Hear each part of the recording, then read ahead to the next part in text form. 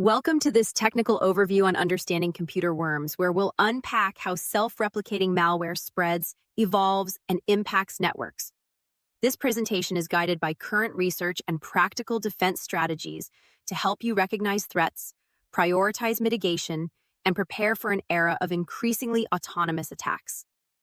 This contents page outlines the course flow, from basic concepts and historical examples to propagation vectors, detection techniques, and defensive best practices, giving you a roadmap so you know what to expect as we move from foundational ideas into practical steps for identifying and responding to worm incidents.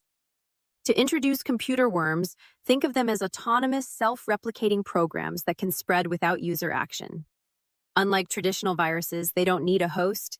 Modern variants can act instantly and even use AI, so the core traits to remember are replication, host independence, and minimal human intervention.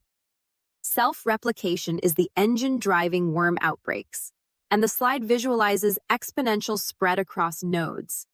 Conceptually, worms copy themselves across vulnerable systems, turning one infection into many very quickly, which is why early detection and containment are critical to preventing cascading failures across networks. Looking back at history helps explain current threats. The Creeper experiment from the ARPANET era demonstrated early self-replication and prompted countermeasures like Reaper, teaching us that even experimental code can reveal vulnerabilities and ignite a long-running security arms race between defenders and self-replicating programs. The 1988 Morris worm was a milestone that showed how rapid replication can paralyze systems, prompting legal precedents and the creation of coordinated response teams. Its legacy reshaped cybersecurity policy and highlighted the need for coordinated incident response and proactive vulnerability management. Comparing worms and viruses clarifies defensive approaches. Viruses require a host file and user action to spread, while standalone worms exploit network vulnerabilities to propagate automatically. And the practical difference is speed and distribution, with worms able to reach large networks far faster than typical viruses. Worms and Trojans fill different roles in attacks, with Trojans relying on deception and user interaction, while worms exploit technical vulnerabilities and autonomous scanning. Modern malware often combines both approaches, using worm-like replication for distribution and Trojan-style payloads for persistence and control. Anatomy of a computer worm breaks into three parts: the propagation engine that scans and identifies targets, the payload that executes malicious tasks once access is gained, and the maintenance routines that ensure persistence and stealth. So defenders must address each component to disrupt an infection effectively. Common vectors highlight how worms move through networks using software exploits and network spread mechanisms, and the slide's image underscores real-world channels like LANs and removable media, reminding us that both remote vulnerabilities and physical devices can enable rapid self-propagation. Email-based mechanisms remain powerful because automated mass mailing and address book harvesting let worms spread via deceptive subjects and attachments. And charting these tactics shows why behavioral analysis that spots self-sending scripts is essential to block campaigns before they escalate.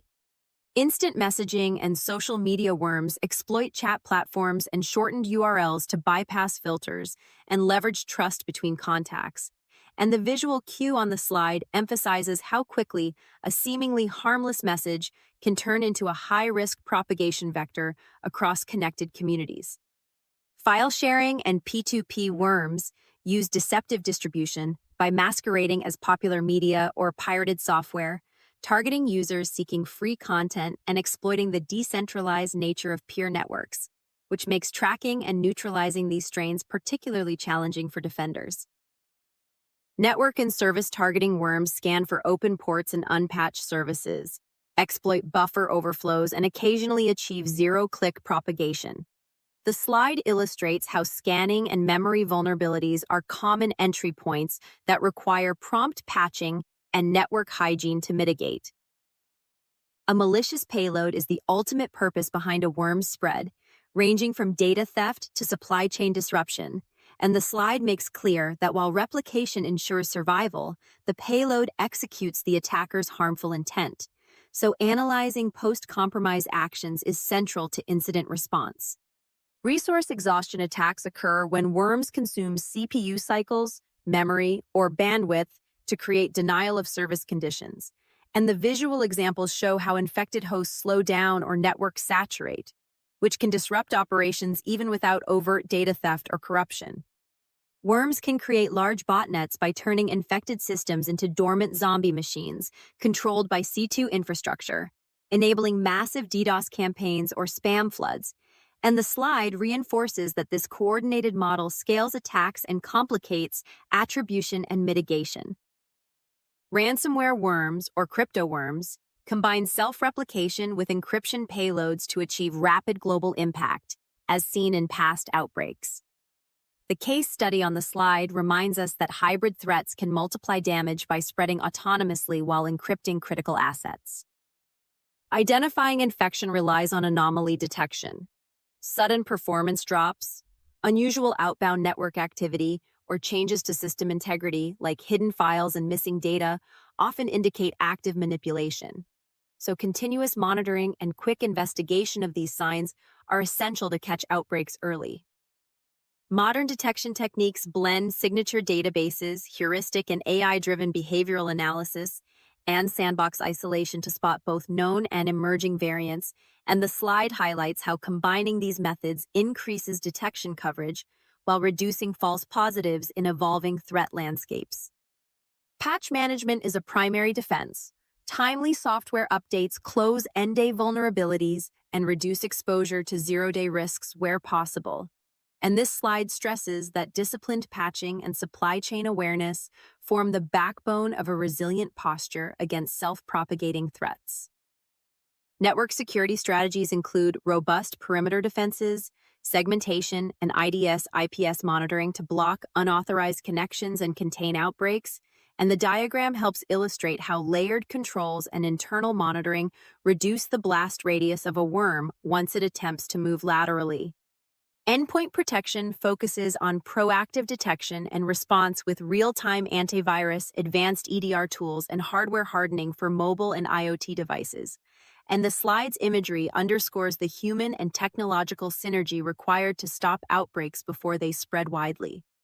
Safe user habits and awareness remain vital. Email vigilance, cautious web behavior, careful handling of external media, and verifying sources all reduce social engineering success. And teaching these behaviors complements technical controls to lower the overall attack surface for worms. Incident response and recovery demand immediate network isolation to halt propagation, thorough removal with forensic tools to purge remnants, and careful restoration from verified backups to return systems to a trusted state, with a clear emphasis on speed and accuracy to limit damage and data loss.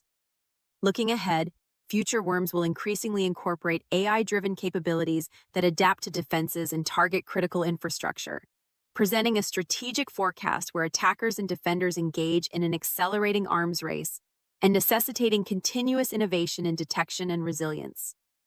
To summarize, adopt a proactive security posture that prioritizes updates, layered defenses, user awareness, and continuous monitoring.